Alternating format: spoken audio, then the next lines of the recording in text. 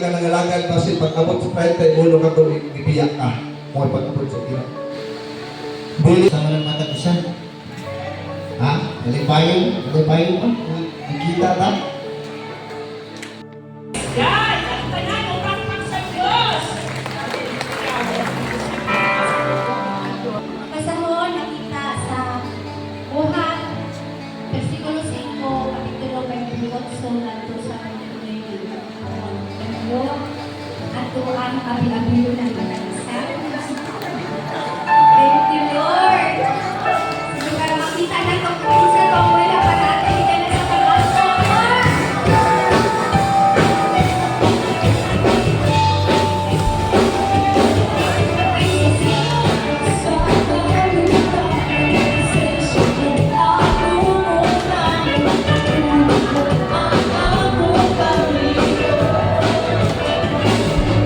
Nalipay ba tayo son na nakitaan na ita? Amen. Thank you, Lord.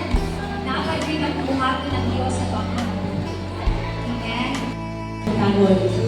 Isa may natatawan sa portion ng Amen. Amen.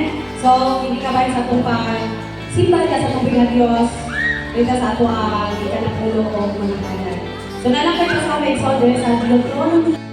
May 7 p.m. sa J House. O sa mga taga-Santa Cruz, open cell every Tuesday at Alas 6:30 p.m. Ayaw kalimot sa pag-read prayer every Thursday and Friday. Also sa prayer every 9 a.m. House 4:30 a.m. Evangeline later 30 p.m. mag-abot sa Lote. And sa hindi magpabaptize, natin water baptism karong April 26, 2026, 2:30 p.m. mag-abot sa Lote. Doon na po tayo ni Marian sa pag-baptize.